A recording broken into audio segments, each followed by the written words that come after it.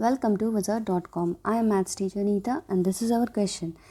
Benzi has three different types of toys. The mass of toy A is 2 times the mass of toy C and the mass of toy B is half the mass of toy C. If the three toys have a total mass of 175 kg, then we have to find that what is the mass of toy A.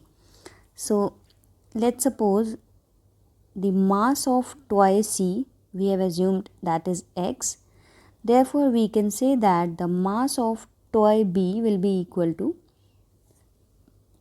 half of x, because it is given that the mass of toy B is half the mass of toy C. Now, similarly, we can find the mass of toy A, because it is given that the mass of toy A is 2 times the mass of toy C. So, 2 times of x. Now, according to question, what we can say is the mass of all the toys, that is toy A plus toy B plus toy C. This sum is equal to 175 kg. It is given in the question. So let us substitute the mass of all the toys in terms of x, that is given 2x, x by 2 and x. This is equal to 175.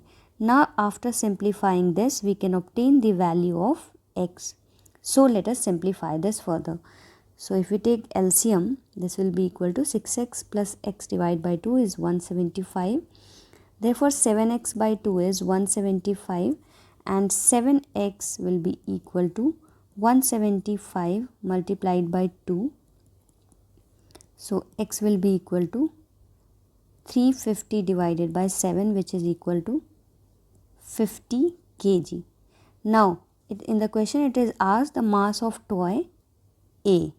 So we know that the mass of toy A is equal to twice of x, so which is equal to 2 multiplied by 50 kg, which is equal to 100 kg. So 100 kg is our answer. Now let's check the option. 100 kg, we can say it is option A. Therefore we can say that the answer is option A.